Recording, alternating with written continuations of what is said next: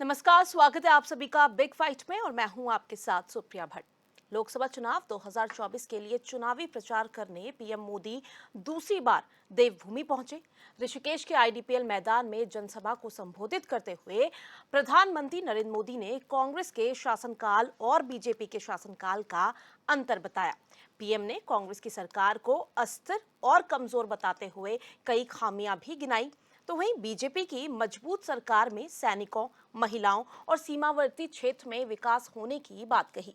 PM Modi ने कांग्रेस पर निशाना साधते हुए कहा कि मोदी भ्रष्टाचार हटाने की बात कहता है, लेकिन कांग्रेस भ्रष्टाचारियों को बचाने की कोशिश करती है। पीएम ने हर की पैड़ी को लेकर कांग्रेस पर निशाना साधते हुए कहा कि इन्होंने हर की पैड़ी को नहर बताया और आज ये मां गंगा के अस्तित्व पर सवाल उठा रहे हैं, लेकिन ऐसे लोगों को हम सबक सिखाकर रहेंगे। पीएम मोदी के साथ ही सीएम धामी ने भी कांग्रेस को आड़े हाथों लिया। सीएम धामी ने कांग्रेस के घोषणा पत्र को लेकर कहा कि एक तरफ बीजेपी यूसीसी की बात कह रही है तो कांग्रेस मुस्लिम पर्सनल लॉ की बात करती है।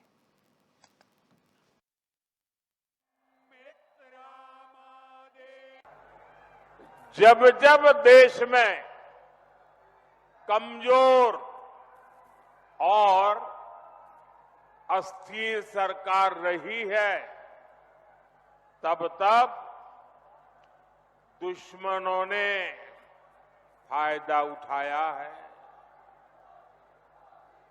जब भारत में कमजोर और अस्थिर सरकारें थी, तब भारत में आतंकवाद ने पैर पसारे।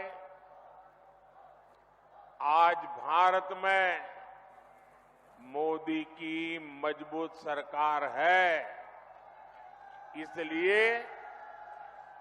आतंकवादियों को घर में घुसकर मारा जाता है।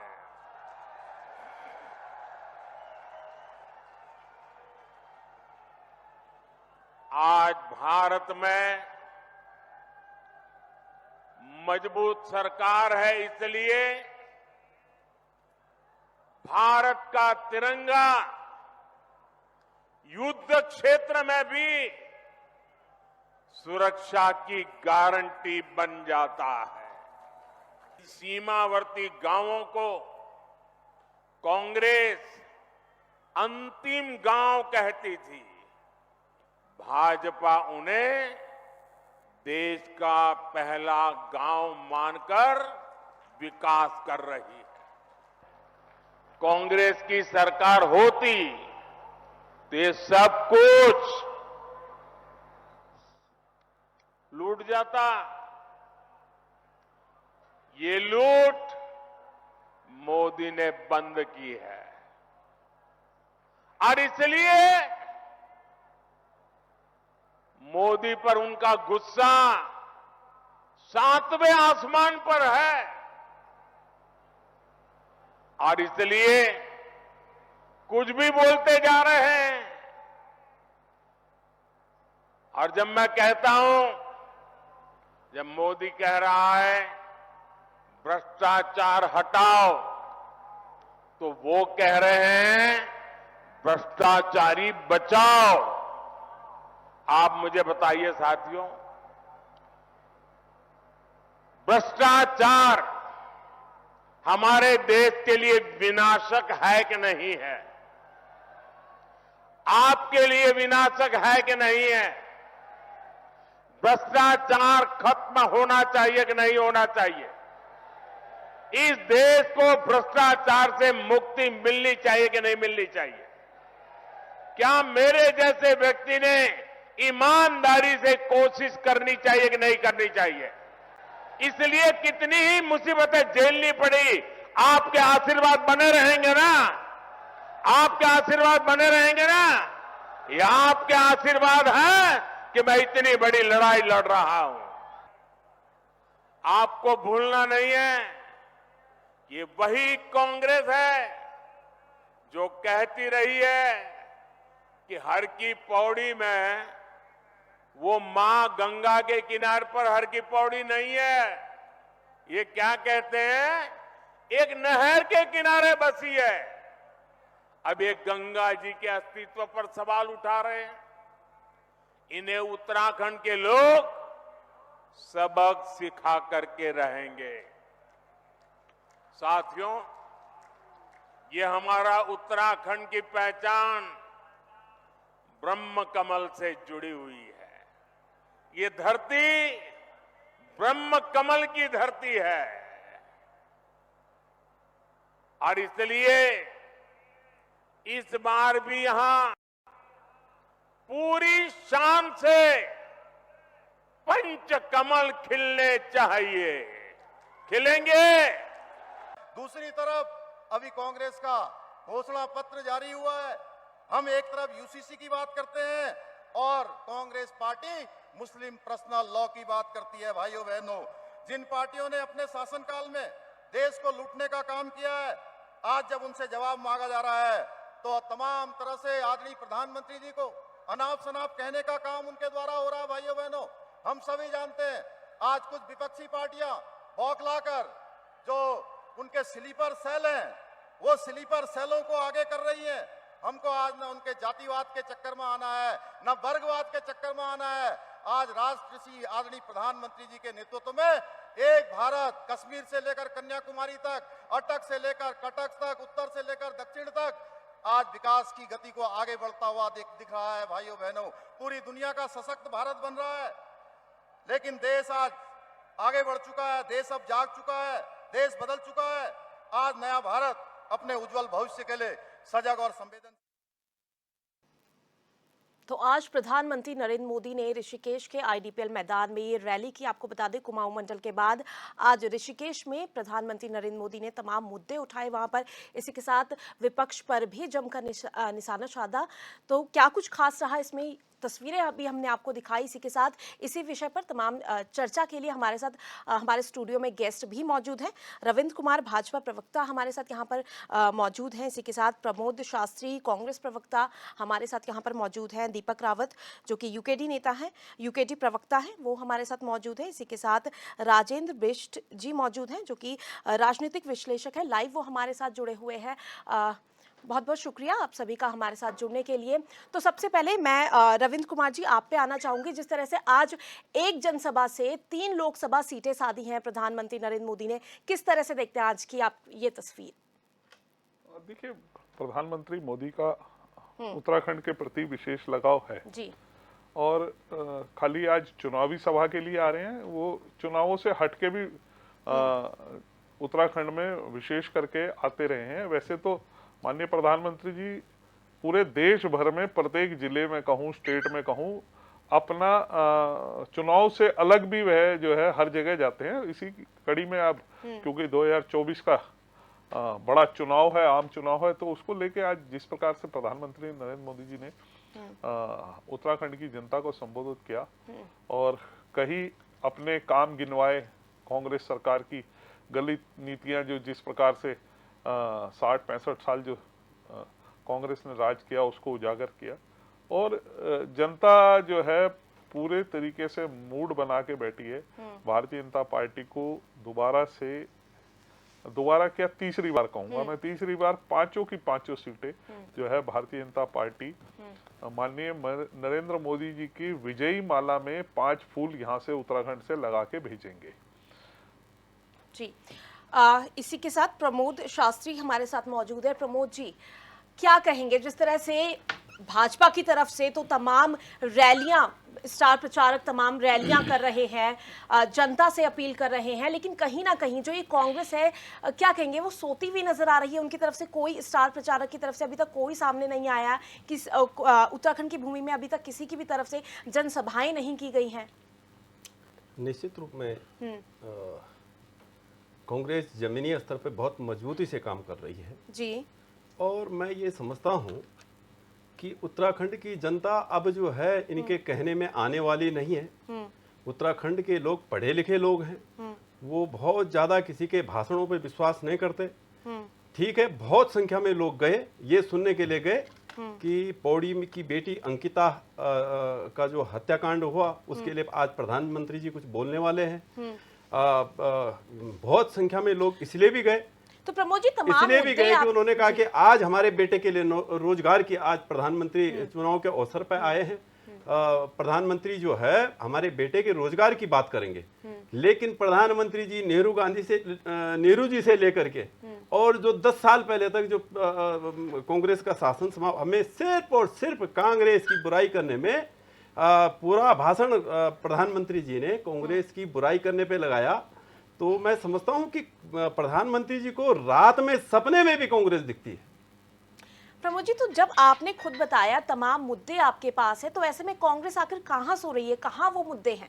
नहीं, निश्चित तौर पर सड़क पे हम लड़ रहे हैं। देखिए, आप बॉडी में पसीने छूटे हुए हैं। हरीश रावत जो है हमारे जो नेता हैं, हरीश रावत जी हरिद्वार में देखिए आप बड़ा जबरदस्त तरीके से जो है काम कर रहे हैं। हाँ, इतना है कि हमारे पास हम जो है बहुत ज्यादा भाषणों पे हम विश्वास नहीं कर रहे हैं, हम काम करने पे विश्वास कर रहे हैं। हमारे नेता पूरी 5 लोकसभा सीट में मजबूती से लड़ रहे हैं और मुझे आशा है, विश्वास है कि 5 सीटों पर हम इस बार विजय हासिल करेंगे।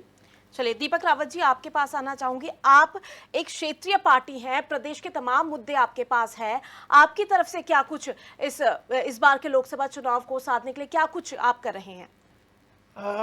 देखिए सुप्रिया जी, विडम्बना देखिए इस प्रदेश की कि आपने संबोधित करा क्षेत्रीय दल, और क्षेत्रीय दल का रिप्रेजेंट इस प्रदेश में उत्तराखंड क्रांति दल करता है। और आपको ताजुब होगा और आश्चर्य होगा कि आज हमारे तमाम नेताओं को जबरदस्त इन्होंने नजरबंद कर दिया है। आप यकीन मानेंगे इस बारे में? यहां तक कि हमारे नेता मोहित डिमरी को सुबह अरेस्ट कर लिया गया। कारण पूछिए इनसे, भारतीय जनता पार्टी के प्रवक्ता से, उनके नेताओं से, क्या कारण है, क्या यूकेडी के नेताओं को नजरबंद क्यों किया गया घरों पे? क्या कारण है कि मोहित डिमरी को अरेस्ट किया गया सुबह? मात्र सिर्फ इसलिए कि दो दिन पहले आप ही के स्टूडियो में यहाँ के आपके विशेष चुनाव विशेषज्ञों ने बोला कि उत्तराखंड क्रांति दल को अपना एक मांग पत्र प्रधानमंत्री जी को सौंपना चाहिए। ये विचार हमें बिल्कुल अच्छा लगा और हमारे द्वारा एक मांग पत्र तैयार किया गया और घोषणा की गई कि आज उस मांग पत्र को प्रधानमंत्री के समक्ष प्रस्तुत किया जाएगा। यूकेडी का सिर्फ इतना बोलना था सुप्रिया जी, इनकी टांगे हिल गई, घबरा गए ये वर्तमान सरकार, और घर में हमें अरेस्ट कर दिया गया हमारे नेताओं को कि कहीं ऐसा ना हो कि नरेंद्र मोदी जी की रैली में कुछ घटना हो जाए या यूकेडी कुछ उपद्रव कर दे। क्या इस प्रदेश में लोकतंत्र यही बचा हुआ है? ये पूछना चाहिए कि लोकतंत्र की दुहाई देने वाले, लोकतंत्र के बचाव करने वाले छोटी सी पार्टी, हमें यहाँ के प्रवक्ता थूक घूट घूट के बोलते हैं यूकेडी तो कुछ भी नहीं है, यूकेडी को तो अस्तित्व में नहीं है, यूकेडी तो इस यूकेडी को पसंद ही नहीं करता है। तो मैं आपके माध्यम से पूछना चाहूंगा प्रवक्ता जी से, भाजपा के, क्या कारण है कि हमारे नेताओं को आज नजरबंद किया गया? क्या कारण है कि मोहित डिमरी को सुबह 6 बजे घर से अरेस्ट किया गया? मोहित डिमरी जवाब देना चाहेंगे? लोकतंत्र में आप लोकतंत्र की जनता की आवाज ही दबा देंगे? स्पष्ट करिए इसको। जी, स्पष्टीकरण मांग रहे रविंद्र जी। देखिए, मेरी नॉलेज में तो कोई ऐसा है नहीं कि कोई ऐसी अरेस्टिंग हुई है, किसी को नजरबंद किया है। और लोकतंत्र में सबका अधिकार है अपने आप को कुछ भी कहने का। और आप कहते हैं चैनल पे बैठ के आज लगभग सभी कुछ वो सब कुछ कह रहे हैं जो मेरे ख्याल से अगर कहीं ऐसे मुल्क में होते ये सब चीजें नहीं कह सकते थे। आप लोकतंत्र की दुहाई देके, देखिए, लोकतंत्र की दुहाई देके आप नीतियों का विरोध तो कर सकते हैं। आपने स्पष्टीकरण मांगा है ना, स्पष्टीकरण करने दीजिए। देखिए, आप लोकतंत्र की दुहाई देके नीतियों का विरोध तो कर सकते हैं, हाँ। लेकिन लोकतंत्र के देके आप किसी को गाली देने का काम करेंगे क्या? किसने गाली दी? नहीं, आप इसी तरीके से गरिया रहे।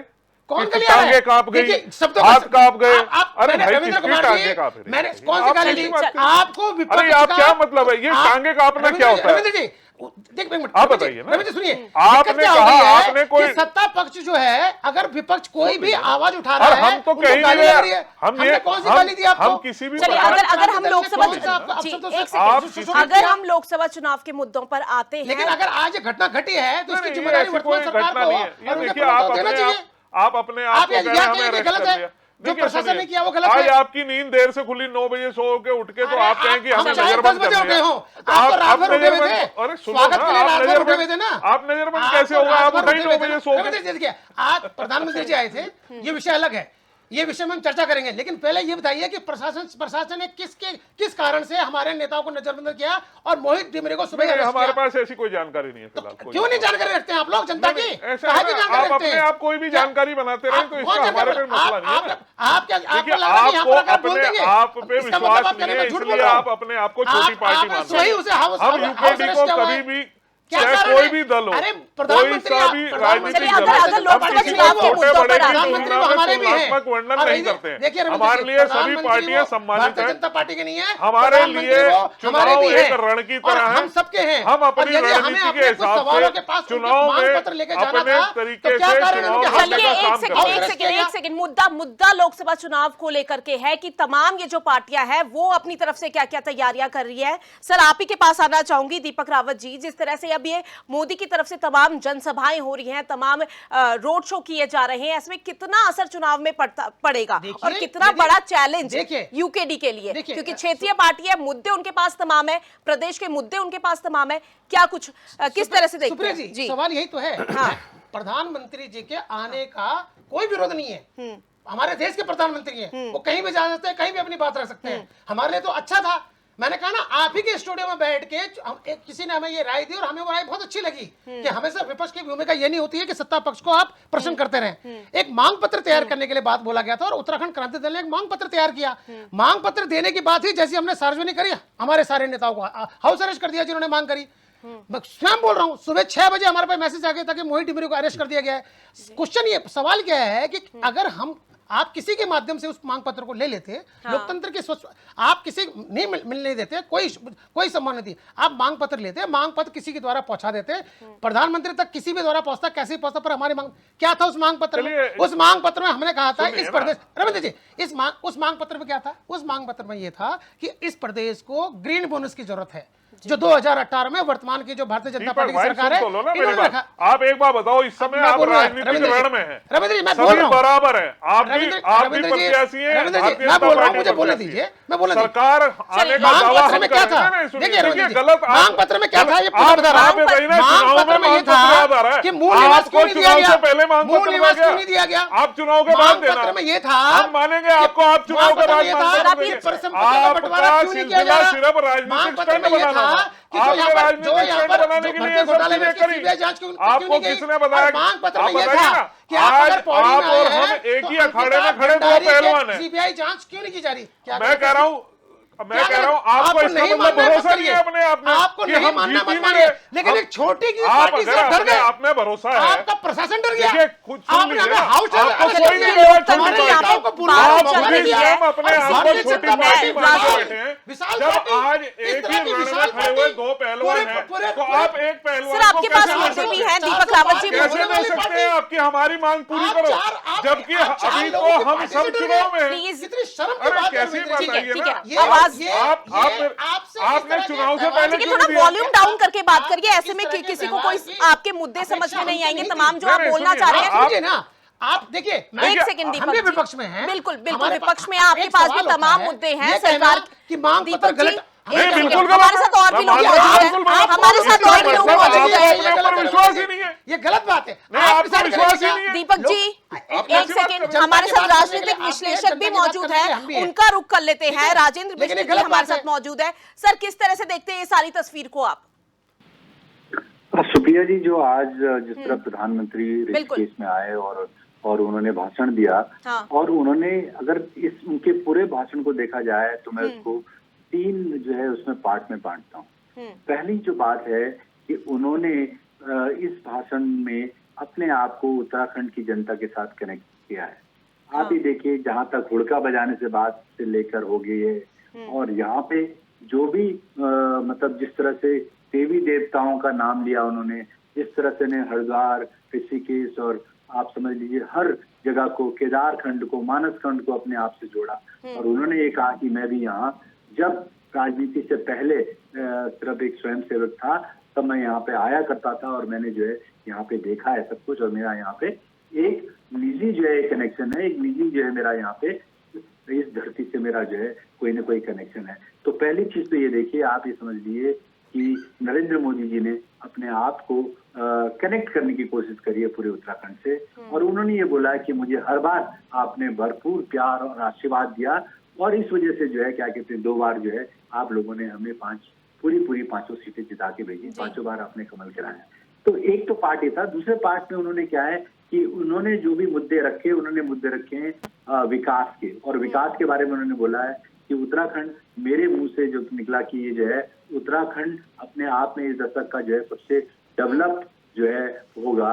तो उस वजह से जो है उन्होंने बिल्कुल अपने आप बनाया इसको और कहा कि केदार में चाहे वो 4 धाम रोड परियोजना हो या रिलीजियस टूरिज्म की तरह जो है मानस खंड वाला हो या ओम पर्वत हो, हम उसमें कर रहे हैं, या कर्णप्रयाग रेलवे जो मार्ग है उसमें हमने करा है, कनेक्टिविटी दिल्ली से जो है देहरादून की जो कनेक्टिविटी है, और ये बहुत सारे मुद्दे उन्होंने जो जोड़ा है, ये उनका दूसरा पार्ट था अपने भाषण का। और आखिरी में उन्होंने ये बोला है कि टिहरी विधानसभा, हरिद्वार और गढ़वाल विधानसभा में उन्होंने कहा है कि तीनों जो लोकसभा सीटें हैं, इसमें जो है हम हर उसको मतलब जो यहाँ पे 1 रैंक 1 पेंसिल हमने दिया है, बिल्कुल सैनिकों तमाम को मुद्दे हमने उन्होंने उसको कहा। तो ऐसे में राजेंद्र जी आपसे समझना चाहेंगे बीजेपी के लिए ये कितना प्लस पॉइंट है और कांग्रेस को अभी क्या कुछ अपना आगे का रोड मैप तैयार करने की जरूरत है, क्योंकि लोकसभा चुनाव देखा जाए काउंटडाउन शुरू हो चुका है।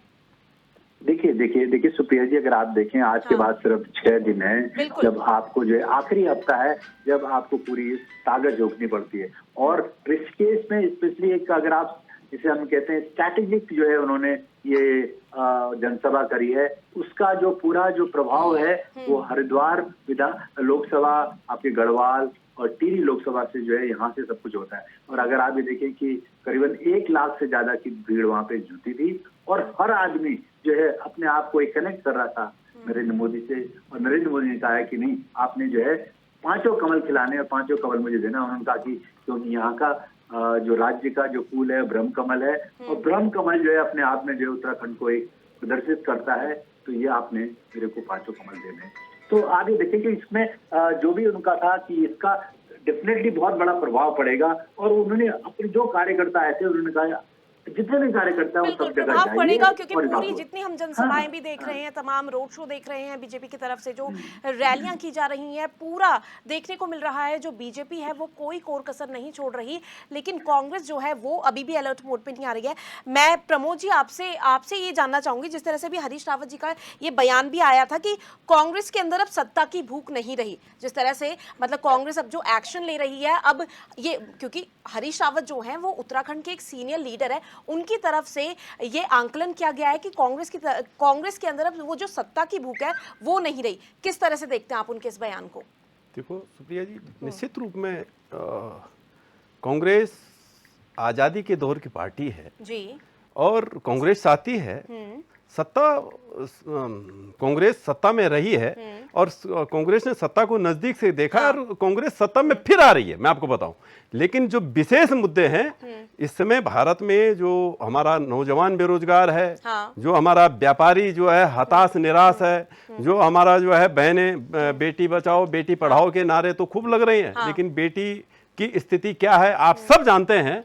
तो हरीश रावत जी निश्चित रूप में बड़े नेता हैं और उन्होंने ये कहा है कि अब कांग्रेस नीचे स्तर पर बिल्कुल जो है कांग्रेस लोगों की आवाज को उठाने का काम करेगी, मजबूती से उठाने का काम करेगी और उसको हम कर भी रहे।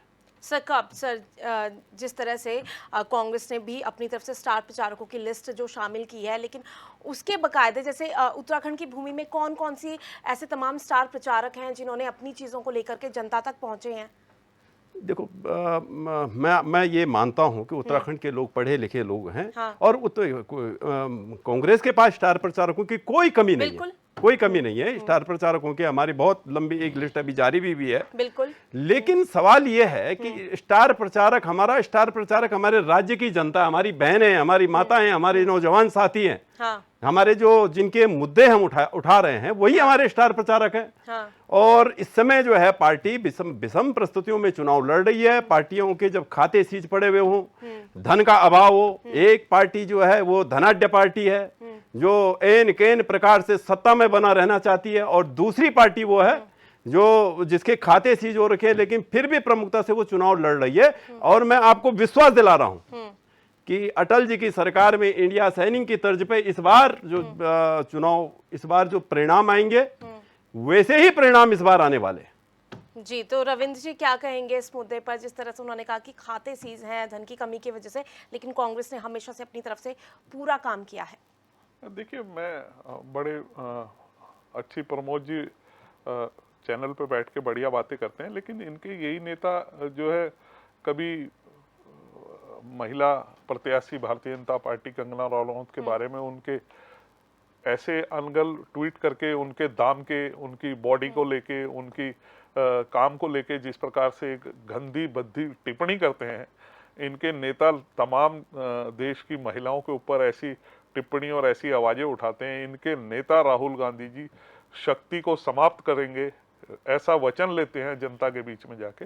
आप किस मुंह से बैठ के यहाँ पे कहते हैं कि हम महिलाओं का सम्मान करते हैं, महिलाओं के अधिकारों की बात देखिए रविंदर भाई, जाकी होई भावना जैसी प्रभु मुहूर्त तही पावई तैसी। देखिए आपने राहुल जी ने किस शक्ति के बारे में कहा, प्रधानमंत्री जी नहीं, उसको उन्होंने किस तरह साफ से कहा उपचार भाई कर- हिंदू उसका धर्म में जो शक्ति, आप हिंदू धर्म में बता दीजिए कौन सी शक्ति होती है। शक्ति की उपासना चल रही है इस समय, नवरात्रे चल रहे हैं, हम सभी यही पर जानते जिस हैं। समय आप राहुल तो जी ने कहा, शास्त्री उस जी हैं, समय- उस प्रमोद समय भाई वो- आप तो उस समय- पीछे शास्त्री लगा रहे हैं। आप बता दीजिए हिंदू नहीं, धर्म में जिस समय सनातन में जिस समय शक्ति की राहुल पूजा जी किसे ने करते शक्ति हैं की बात करी, उस और समय वो कोई कौन सी नवरात्र शक्ति नहीं को चल रहे थे। अरे ये कोई हैं? जरूरी नहीं आपके कि इंडिया अलायंस के नेता वहां जहाज में बैठ के ऐसे मांस मछली का सेवन करते हुए दिखाते हैं। प्रमुख आपके नेता आपकी लालू सरकार यादव है, के आप नेता बैन कर दीजिए ना, नहीं पूरे नहीं हम देश क्यों में बैन करेंगे कर दीजिए ना, बैन, क्यों करेंगे बैन? आप भाई हम बैन तो करवा कह रहे हैं आप दीजिए ना। दिखाइए, आप ये नाटक मत करिए ना 8 अपने तारीख आप को। का 8 आप अपने तारीख है आपको नवरात्रि ये नाटक करके मत दिखाइए अरे नाटक कि तो हम आप कर रहे हैं। सनातन के मानने वाले प्रधानमंत्री जी लोग नाटक हैं। करके तो आप गए हैं। अपमान मत कीजिए ना।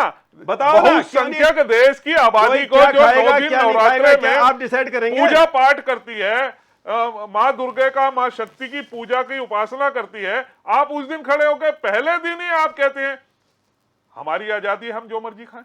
अरे भैया आप खाइए ना, आप अपमान न मत करिए ना। अरे आप देश में सार्वजनिक बैन कर जीवन में दीजिए हैं ना। महाराज, सार्वजनिक जीवन में, और भारत जैसे सनातनी देश में रहते हैं जहां की 85% आबादी आज भी सनातन को, देवी देवताओं को, ग्राम देवताओं को पूजती है। आप सनातन भारतीय जनता पार्टी सिखाएगी हमें? नहीं सनातन हम कौन क्यों सी है? सिखाएंगे, हम क्यों सिखाएंगे? जो सनातन- हम तो पुरखों से मानते आए हैं। सनातन बोलने से आप अगर नहीं है, नहीं मानना प्रवक्ता जी। चाहते मत मानिए, लेकिन सनातन- अपमान मत सनातन- करिए। महिलाओं का अपमान, देश का अपमान, सनातन का सब अपमान, देख रहे हैं कौन कर सब रहा है। कांग्रेस के अंदर कूट कूट के भरी हुई है। कौन और इसी कर का रहा है नतीजा है अपमान? वो सब आप कि जानते हैं, आपकी आज मजबूरी है जनता चैनल पे झूठ बोलने की। इनको जो है बिल्कुल फ्रिज में लगा दिया है और आगे भी लगाएगी। मैं बता रहा हूं, दावे के साथ लिख के ले लीजिए। आपको जितनी सीटें पिछली बार दी थी ना जनता ने, उतनी भी छीनने का काम करेगी। ना छीन ले आपके, मैं ये इसी चैनल पर बैठ के दावे के साथ कह के जा रहा हूं। रविंद्र भाई अभी 10 ही वर्ष हुए हैं, सुन लीजिए, इतना अहंकार ठीक नहीं। अहंकार नहीं है, ये अहंकार नहीं है, अभी बिल्कुल 10 ही अहंकार वर्ष नहीं हुए है। ये भारतीय जनता पार्टी की मेहनत और काम का नतीजा है। जो जिस मेहनत पद पे आपकी माननीय दिख रही है। नरेंद्र मोदी जी विकास प्रदेश पद पे में लेके व्यापारी हताश इस है, देश को नौजवान- लेकर चल पड़े नौजवान हैं। रोजगार के आज दर उस दर की देश की ठोकरें जनता खा रहा है। माननीय और आप कह नरेंद्र रहे हैं कि मोदी बड़ा जी के स्वर्णिम साथ समय है। आके खड़ी हो गई है। आप बताइए ना, आप घोषणा पत्र में कैसे कह देते हैं कि जी हम आए तो हम वापिस उसी कानून को लेकर आएंगे जहां मुस्लिमों को पूरे अधिकार मिलेंगे। आप बताएंगे कौन सा अधिकार देंगे? 3 तलाक खत्म करेंगे? बिल्कुल, आप मैं- उसी व्यवस्था को वापिस लेकर आना चाहते प्रमोद जी, हैं? आप आप पे कहते हैं आना जेएंडके से हम पुरानी व्यवस्थाओं को लागू करेंगे, आप 370 को खत्म करेंगे? कैसी बात करते हैं आप भाई? प्रमोद जी, आप पर ही आना चाहूंगी। जिस तरह से बीजेपी की तरफ से ये यूसीसी की बात की गई थी, लेकिन कांग्रेस के घोषणा पत्र में ये मुस्लिम पर्सनल लॉ की बात कही गई थी, इसका स्पष्टीकरण। मैं आपसे ये पूछना चाहता हूं, मुस्लिम इस देश का नागरिक नहीं है क्या? बिल्कुल है, नागरिक है। आप बताइए ना, मुस्लिम मतलब हर बात मुस्लिम पे आती है, क्या मुस्लिम की आवाज कोई उठाएगा नहीं उठाएगा? उस देश में रहता है नहीं रहता है? वो इस देश का क्या आजाद भारत का नागरिक नहीं है? सर, देखिए आखिर भाजपा आपकी क्यों सोच मुसलमानों पे- से डरती इतना ज्यादा? देखिए जिस प्रकार से कच्ची टीपू इन्होंने नहीं, आप क्यों द्वीप डरते दिया, हैं मुसलमान से इतना? क्या कच्ची टीपू द्वीप दिया और उसके बाद दिग्विजय सिंह जैसे नेता कहते हैं वहां तो कोई नहीं रहता, क्या हो गया, दे दिया। ये परंपरा काली कच्ची टीपू द्वीप हो, अक्साई चीन हो, अरुणाचल का बहुत बड़ा हिस्सा हो, ये जो लगभग नेहरू जी ने भी यही कह के दे दिया था, अरे बंजर है छोड़ दो। और यही उत्तराखंड का रेलवे की 75 एकड़ से ऊपर की बनफूलपुरा की जमीन, जिसे कह दिया अरे रेल तो 2 पटरी पे चलती है, बाकी तो खाली पड़ी है, कर लो कब्जा कर लो। यही आपकी व्यवस्था थी जो इस देश के अंदर 25,000 से ऊपर एकड़ भूमि इस प्रदेश की माननीय सीएम हमारे धामी जी के नेतृत्व में खाली हुई है। जो ऐसे लोगों ने कब्जा करके बैठे थे, जो आड़ लिए, धर्म की आड़ लिए कब्जा करके बैठे हुए थे। अब कैसी बात करते हैं? आपने ये व्यवस्था नीचे तक फैला दी थी, आपने बड़े बड़े द्वीप दिए, बड़ी बड़ी जमीनें दी, फिर देश के अंदर बाहर से बुला बुला के आपने लोगों को बांग्लादेशी हो, रोहिंग्या हो, उन्होंने कहा अरे भैया रेल तो 2 पटरी पे चलनी है, बाकी खाली पड़ी है, क्या करना है, बैठ जाओ भाई बैठ जाओ। आपने ऐसे व्यवस्था कराई है देश की। और आज देश की चीजों को, देश के हक को वापिस देश के पास जाना होता है तो आपको मचलन होती है। आप दिखाते तो बहुत कुछ है और जब सत्ता में आते हैं तो कहते हैं पहला अधिकार किसका है, ये हमने कहा था। आपके पीएमओ ऑफिस में कौन लोग जाते हैं जिन्होंने एयरफोर्स के 4 अधिकारियों को मारा? ऐसे आतंकवादियों को आप सम्मानित करने का काम करते हैं आज जो जेल में बैठे मैं हैं। इन सवालों को लेकर के, लेकिन साथ ही दीपक आप रावत बात जी, करते हैं। आप क्या कुछ कहना चाहेंगे? जिस तरह से आज प्रधानमंत्री नरेंद्र मोदी ने पर्यटन का मुद्दा लिया, आतंकवाद का मुद्दा था, भ्रष्टाचारियों का मुद्दा था, आप किस तरह से देखते हैं आज के प्रधानमंत्री नरेंद्र मोदी के इन तमाम मुद्दों को? देखिए, निश्चित रूप से अगर भारतीय जनता पार्टी के प्रचार करने के लिए हमारे प्रधानमंत्री जी आए हैं तो निश्चित रूप से उसका प्रभाव पड़ता है, ऐसा नहीं। और आज की डेट में बहुत प्रभावशाली व्यक्तित्व हमारे प्रधानमंत्री जी का है। लेकिन हमारी दुविधा सिर्फ ये है कि क्यों उत्तराखंड क्रांति दल क्षेत्रीय मुद्दों की बात करता है, और क्षेत्रीय मुद्दों में से अगर वो क्षेत्रीय जो यहाँ की समस्याएं हैं, जो यहाँ के लोगों की समस्याएं हैं, जो यहाँ पर एक अच्छा जीवन यापन करने के लिए एक व्यक्ति को चाहिए, पहाड़ के व्यक्ति का जीवन और मैदान में रहने वाले व्यक्ति का जीवन बहुत असामान्य है, सामान्य नहीं होता है। आप उसको बहुत बार क्यों उसको जरूरत है, स्वास्थ्य की जरूरत है, शिक्षा की जरूरत है, रोजगार की जरूरत है। आप बताइए, पहाड़ का आदमी, हम क्यों कहते हैं कि 1980 का जो वन संरक्षण नियम है उसमें उसका सबसे बड़ा दुष्प्रभाव जो अगर किसी राज्य में, पूरे प्रदेशों में अगर कोई राज्य है वो उत्तराखंड है, क्योंकि उसने हमारे हक हुकूकदारी, पूरा हक जो हमारे जंगल जमीन के हक थे वो ले लिए थे। बहुत साधारण से सुप्रिया जी, मैं बताने की बात कर रहा हूँ। एक तरफ तो भारतीय जनता पार्टी कहती है कि सुदूर प्रांत के रहने वाले जो लोग हैं वहां पर गांव प्रथम नीति माणा के उसको प्रथम विलेज बोल रही है। क्यों रहेगा कोई व्यक्ति वहां पर? आप बताइए ना, क्यों रहेगा वो वहां पर? सिर्फ इसलिए कि उसको प्रथम विलेज है, उसको देश की सीमांत इलाकों की रक्षा करनी है। जब हम वहां पर उसको सारी सुविधाएं देंगे, जब वहां के व्यक्ति को रोजगार मिलेगा, जब वहां के व्यक्ति को स्वास्थ्य मिलेगा, जब वहां व्यक्ति को जीवन यापन करने के लिए समस्त चीजें मिलेंगी। दीपक जी, बहुत सही बात आप यहाँ पे बोल रहे हैं। ये सारी चीजें जब आपके पास क्लियर हैं और कहते भी हैं एक सरकार को चलाने के लिए विपक्ष का स्ट्रांग होना बहुत जरूरी है, तो क्यों नहीं आप इन सब मुद्दों को लेकर के सरकार से ये? मैं आपको जानकारी सुप्रिया जी, 2002 से लेकर 2024 और 2024 का जो इलेक्शन है, एक भी ऐसा इलेक्शन नहीं है जिसमें हमने इन मुद्दों को ना रखा हो। जल जंगल जमीन की सुरक्षा की बात उत्तराखंड क्रांति दल हमेशा कहता रहा है। लेकिन दुर्भाग्य क्या है कि राष्ट्रीय पार्टियां जब राज करती हैं किसी प्रदेश में, तो राष्ट्रीय मुद्दे इतने हावी हो जाते हैं कि जो स्थानीय मुद्दे होते हैं वो गौण हो जाते हैं। उसी का दुष्प्रभाव है। अब आप देखिए ना, एक आप देखिए, हम वर्तमान सरकार ने बोला कि 2018 में एक रिपोर्ट भेजी कि हमें ग्रीन बोनस मिलना चाहिए। ग्रीन बोनस हम इसलिए कह रहे हैं कि जो जंगल में रहने वाला व्यक्ति है वो अगर जंगल में लकड़ी चुगने जाए तो उस पर वन नियम अधिनियम लगता है। अगर घास काटने चले जाए जानवरों के लिए तो पर्यावरण का नियम लग जाता है। तो वो जानवरों के लिए घास काट सकता है, चारा ला सकता है, ना वो लकड़ी चुन सकता है। तो हमारा अगर ये कहना है कि जो उन गांवों में जो व्यक्ति रहते हैं तो 2 मिनट दीजिएगा, उनको गैस सिलेंडर मुफ्त दीजिए। जैसे आप अन्न योजना दे रहे हैं, उनको गैस सिलेंडर मुफ्त दीजिए। जो बिजली उनके यहाँ घर पे वो यूज कर रहे हैं उसको बिल्कुल मुफ्त करिए। तो क्या गलत कर रहे हैं? स्थानीय मुद्दों पे अगर बात कर रहे हैं, ये गलत तो नहीं है ना? बोली गई है, सिलेंडर की यहाँ पे बात बोली गई है, बिजली की बात यहाँ पर बोली गई है, क्या कुछ करा है अभी तक पहाड़ी क्षेत्रों के लिए? देखिए, बहुत अच्छा सवाल है सुप्रिया जी। जो सवाल आपने इनसे पूछा था ना, ये सवाल आपको मेरे से पूछना चाहिए था, तो बहुत बढ़िया लगता है। मैं इसे फिर भी मैं अपनी ओर मान लेता हूँ। आपने ये कहा कि जब आपके पास मुद्दे हैं, सब कुछ है, तो आप क्यों नहीं उठाते हैं, यही पूछा ना। मैं बताता हूँ जनता इनके मुद्दों को क्यों नहीं सच मानती है। देखिए, उत्तराखंड से बाहर निकलने के लिए, माने किसी और प्रदेश में जाने के लिए 3 जगह के रास्ते थे। एक हल्द्वानी की तरफ से बरेली की तरफ चले जाओ जी, या कोटद्वार की तरफ से नजीबाबाद की तरफ चले जाओ, हरिद्वार से आप आ जाओ इधर क्या कहते हैं सहारनपुर की तरफ को रुड़की होते हुए निकल जाओ, या हमारे मोंड की तरफ से चले जाओ। आप 2014 से पहले इन चारों रास्तों की स्थिति देख लेते।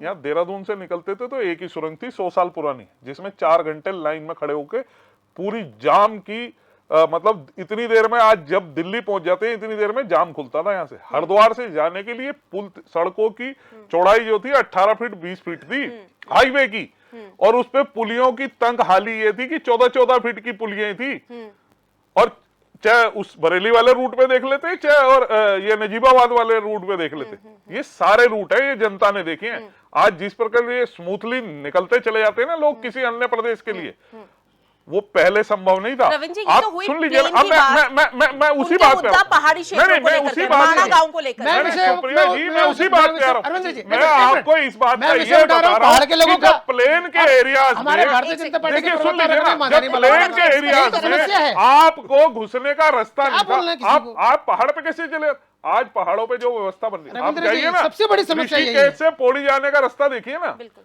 आप जिस प्रकार से 4 लेन की मैं व्यवस्था हो रही विषय है, पहाड़ का उठा रहा हूँ, और वो भी आप यहाँ सुप्रीम कोर्ट से मैदान सुन में लीजिए, लिया है। अरे भैया मैदान और पहाड़ का क्या मतलब है? आपके अंदर यही तो कमियां है, आप पहाड़ और मैदान को अलग करते हैं, इसलिए तो आप राजनीतिक हाशिए पे हैं। मैं क्या आप सुन लीजिए चाहे ना, हम किसी में सुन भी हो, लीजिए ना, आप देखिए, हम आपको चाहे मैं- किसी में भी हो, देखिए नहीं, मेरा अगर- पूरा अगर- पहाड़ है अगर वो बात करेंगे तो जवाब देना पड़ेगा देहरादून ना। से लेके और माणा तक, हैं? और पिथौरागढ़ से लेके रुद्रपुर तक, सिर्फ ये मेरा खाली पूरा- जुमलों की सरकार पूरा रह गई है, पहाड़ रविंद्र जी, है। माना करिए इस आप बात को। इसे प्लेन इस में प्रदेश बांटो, के लिए तो मैदान जुमलों में की बांटो, सरकार अभी है। इसमें जुमलों की बांटो। बात नहीं, मुद्दों ये की बात आपका हो रही मजबूर- है। जी। देखिए आज जिस प्रकार से किसी भी आप अगर किसी भी एक्सपर्ट्स के पूछेंगे, हाँ। अगर किसी प्रदेश की देश की विकसित होने का पहला मीटर आता है तो वो होती है सड़क। अगर जिस जगह से सड़क जुड़ी होगी मैं- वहाँ रविंद्र जी, विकास अपने रविंद्र आप जी, पहुंच जाएगा।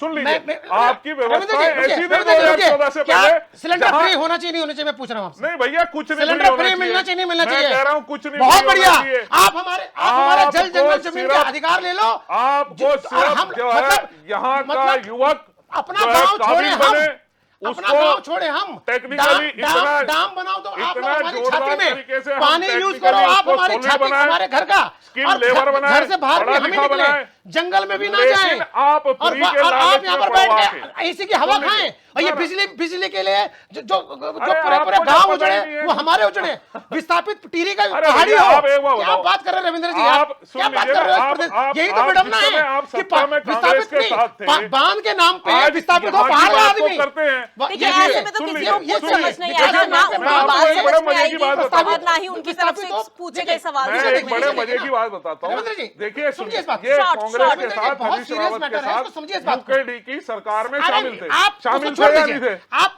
शामिल थे या नहीं थे? वर्तमान में आइए ना, शामिल थे या नहीं थे? 2024 आप में मुझे आइए, बताइए। 2024 आप में 10 साल से आप भारतीय शासन जनता कर रहे पार्टी के साथ शामिल थे या नहीं हैं, थे? आप मानने को तैयार नहीं है कि अरे पहाड़ के आपको आदमी पता को ही फ्री नहीं। का सिलेंडर चाहिए, आप आप यहाँ मानने को से- नहीं है कुछ फ्री की बिजली आप चाहिए, जितने आप मुद्दे पहाड़ लोकल के पहाड़ आदमी की मैदान छाती में ऐसे डाम बनाने के लिए उठाते तैयार है, रहेंगे, लेकिन जब उसकी तक उसको आपकी किसी तरीके हाशिए की पे सहूलियत ऐसे देने के ही लिए पड़े तैयार नहीं है। रहेंगे। वर्तमान सरकार भूलती क्यों नहीं है? हम अपने लिए नहीं मांग रहे हैं, हम मैदानी जिलों के लिए नहीं मांग रहे हैं, जो सुदूर पर्वतीय क्षेत्र में रहने वाला पहाड़ी है उसके लिए मांग रहे हैं। क्या रोजगार आप नहीं दे रहे, रोजगार मान करें, लेकिन कम से कम उसको रहने के लिए सुविधा दीजिए।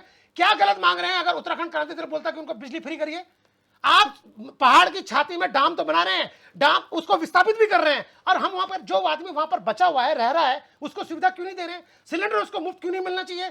ग्रीन बोनस की बात हमने नहीं बोली। ग्रीन बोनस की बात वर्तमान सरकार जो उत्तराखंड में चल रही है, भाजपा सरकार ने 2018 में रिपोर्ट केंद्र सरकार को भेजी है, उनका कहना है कि ग्रीन बोनस हमें मिलना चाहिए। तो आज अगर प्रधानमंत्री जी यहाँ आए थे, हम किस विषय में बात कर रहे हैं? जब प्रधानमंत्री जी आए थे, क्या धामी सरकार जी का कहना नहीं था कि इन विषयों पर भी कहा जाए? अगर परिसंपत्तियों को जब बंटवारा है, आप कह दीजिए रविंद्र भाई जी कि परिसंपत्तियों का बंटवारा इस प्रदेश के लिए, इस प्रदेश के लिए नहीं है। आप अपनी बात करिए, समर्थन दे दिया रविंद्र जी, आप अपनी बात करिए, कुछ नहीं है। पार्टी से उम्मीद यही तो विषय है। एक विधायक की पार्टी नहीं हमारी, लेकिन डर ऐसा है कि हमारे नेताओं को नजर बंद कर दिया आप लोगों ने। ये डर है आपको दिखाने वाला, जब यूकेडी का डर इतना बड़ा है वर्तमान सरकार के ऊपर। 400 सीट लाने वाली चलिए, एक सेकंड, छोटी सी एक पॉइंट से डर गई। आप हमारे सवाल नेताओं को नजर देखिए, बंद करने लग आपके गए। सवाल में ना इतना इस चलिए लोकतंत्र सवाल भी को पूछे सवाल जाएंगे। एक कर तरफ रहे डर हैं। है, एक तरफ विश्वास हम है। कह रहे हैं। इसी बीच राजेंद्र प्रधानमंत्री जी अगर हमारे यहाँ आए एक थे, सेकंड, हम एक तो सेकंड, चाहते थे कि हम अपनी बात रखें। राजनीतिक उसको भी नहीं रखने विश्लेषक दे भी रहे। मौजूद हैं, और लोकतंत्र उनसे के यहाँ जान पर लेते धोए हैं देते उनकी रहते क्या राय है इन सब चीजों को लेकर के। राजेंद्र जी, आपके पास आना चाहूंगी। जहाँ तक बात विकास की है, विकास के तो बड़ा एक अलग मॉडल होता है, और मुझे जो लगता है कि हम विकास के बारे में अगर बात करना चाहते हैं तो उसमें बहुत सारी चीजें हैं। और मैं क्योंकि एक इकोनॉमिस्ट भी हूँ, एनालिस्ट भी हूँ, तो अगर हम इस बात को समझ जाए विकास कैसा होना चाहिए, तो विकास जो होना चाहिए, जो डेवलपमेंट जो हम उसको स्पेशली कहते हैं इंक्लूसिव डेवलपमेंट, इंक्लूसिव डेवलपमेंट होना चाहिए। और उसमें सबसे बड़ी जो बात है, सबसे पहली चीज होनी चाहिए इंफ्रास्ट्रक्चर। आपके पास इंफ्रास्ट्रक्चर होगा तो लोग का जो है आना जाना रहेगा, लोग उसमें डेवलप होंगे, एक जगह से दूसरी जगह जाएंगे और किसी तरह से जो इकोनॉमी डेवलप होगी।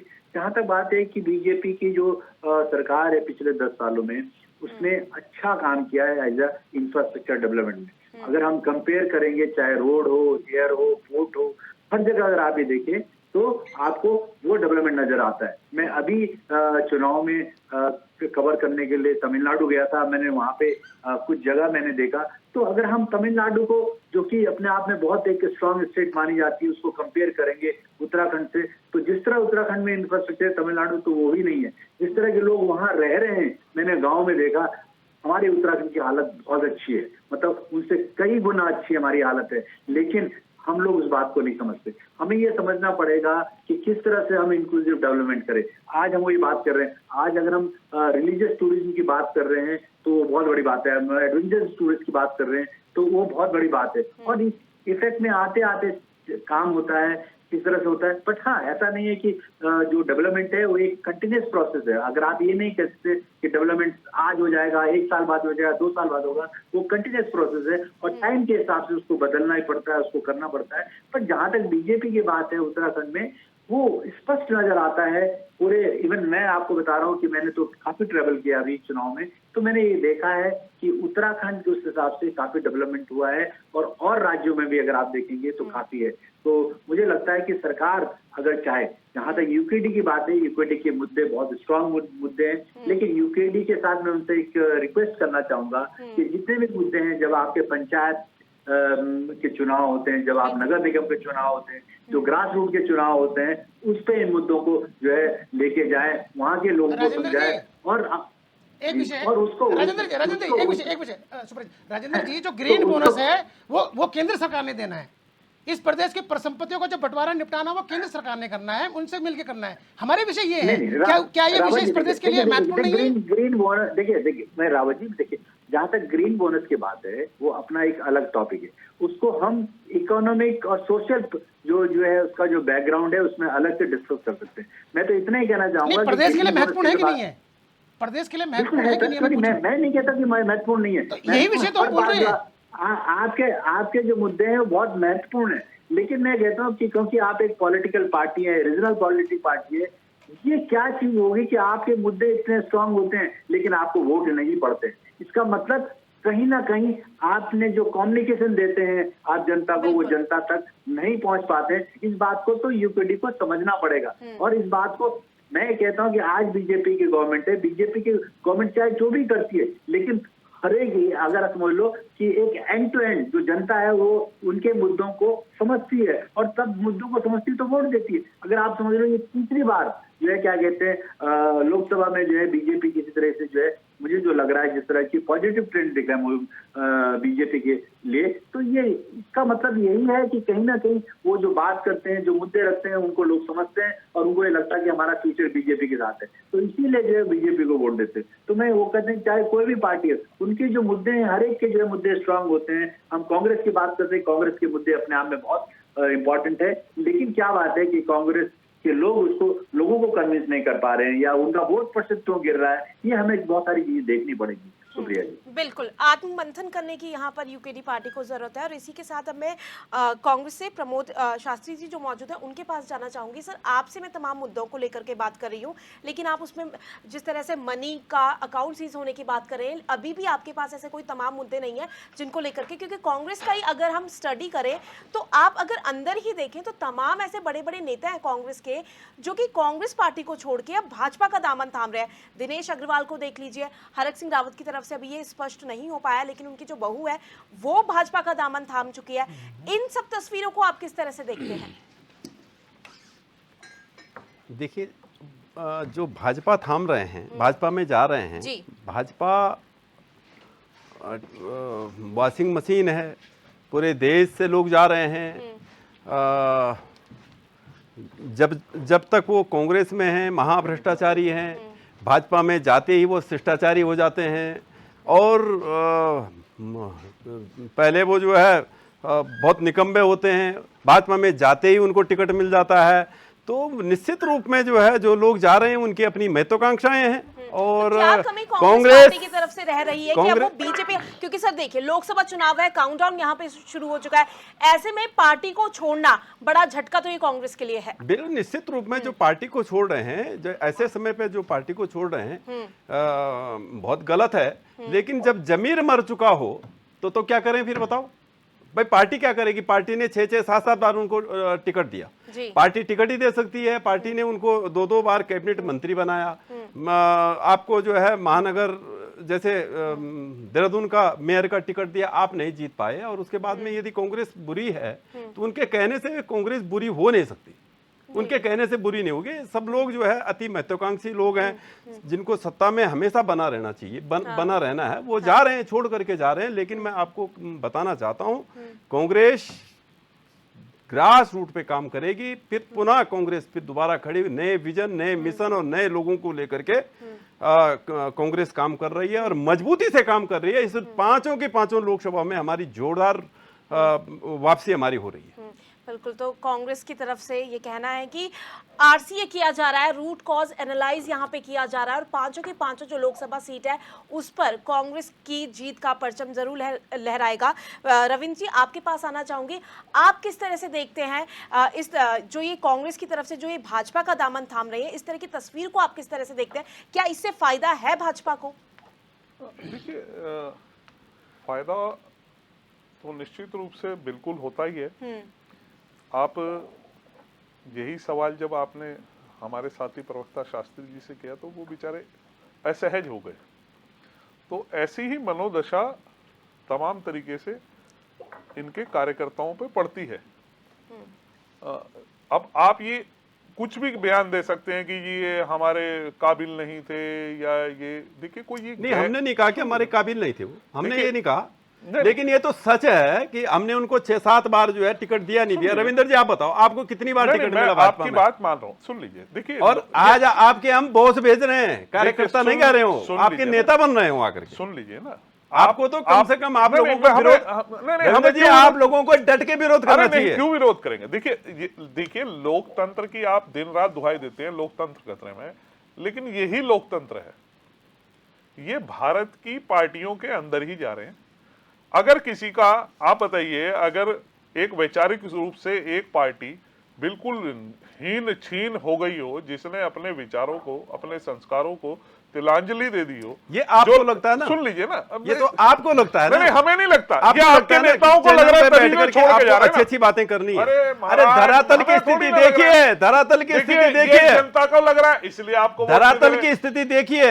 आप खरीद रहे हैं लोगों को। देखिए, जनता तो आपको वोट दे नहीं रही, डरा करके, धमका करके, ईडी, सीबीआई, जितनी सारी एजेंसियां लगाई हुई हैं, आपके नेताओं ने आपको वोट दिया, राज्यसभा की सीट आपको आवा दी आपके। और देखिए किस्मत कितनी खराब है इनकी, उन्होंने कहा भाई पर्ची डाल दो, अब 36-36 हो गए, वो पर्ची में भी हार गए।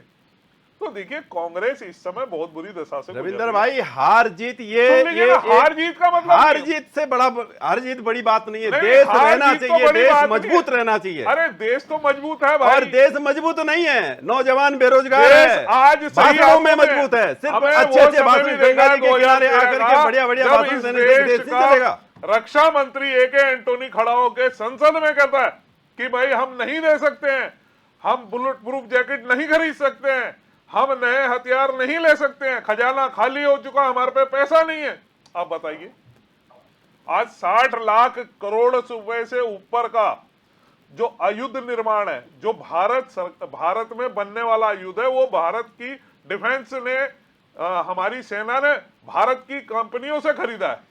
रविंद्र जो जी, चीजें हमारी सरकारी एजेंसियों को बेच करके, अरे आप दुनिया भर का कर्जा ले करके आप कुछ भी कर सकते हैं, आप कुछ भी कर सकते हैं, आप बताइए ना, कुछ भी बोल सकते हैं। भैया बेची आपने थी इंडियन एयरलाइंस विदेशी कंपनी, सारी चीजें बेच करके आज जो है कह रहे हैं बेची आपने थी, बेची भैया आप अग्निवीर बना रहे हैं। हमने तो जैसा द्वीप, हमारी सरकार ने, हमारे सरकार के टाइम पे कैप्टन, ऑर्डिनरी कैप्टन और सरदार में आते थे। आपने बेच आपकी दिया। जो सोच है वो अग्निवीर की है, जम्मू और मुझे तो ये लगता है कि नेता भी अब अग्निवीर ही बनेगा। जिस तरह से हमारे लोग आपके यहाँ जा रहे हैं, आप सब लोग अग्निवीर बनने वाले हैं। बात तो करते हैं। आप बताइए ना, अपने मैनिफेस्टो में क्यों नहीं लिखा आपने क्यों नहीं लिखा? आप बताइए ना क्यों नहीं हमने लिखा? जो हमें जो अरे बेकार हमारे की बातें मैनिफेस्टो करते हैं। में जो लिखा हुआ है, जो अरे देश के नहीं लिए भैया, बहुत नहीं। अच्छा है, वो हमने आप लिखा है। जिस प्रकार से जो लोगों देश को के लिए बरगलाते हैं ना, बरगलाने आप का बताइए ना काम क्या लिखा? भारतीय जनता पार्टी करती है। आपने मेरे लिखा ही मित्र, नहीं है। मैं आपको बताऊं, आपने ओपीएस का मुद्दा नहीं लिखा, आप जो है आपने अग्निवीर का मुद्दा नहीं लिखा, आपने घोषणा पत्र में लिखा कि हम मुस्लिमों को पूरा हक उनके हिस्से का देके रहेंगे और वापिस उसी व्यवस्था को लागू करेंगे J&K में भी, और जो है मुस्लिम पर्सनल लॉ बोर्ड को मजबूत करेंगे।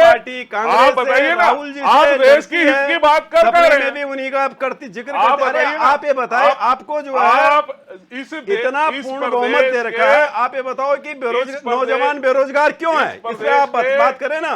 आप ये बताओ कि प्रदेश में मंदी क्यों है? आप ये बताओ व्यापारी परेशान क्यों है? नौजवान बेरोजगार क्यों है? इस पर जवाब देना आप। अब कांग्रेस ने क्या किया, क्या नहीं किया? कांग्रेस ने अगर गलत किया तो उसको दंड मिल गया।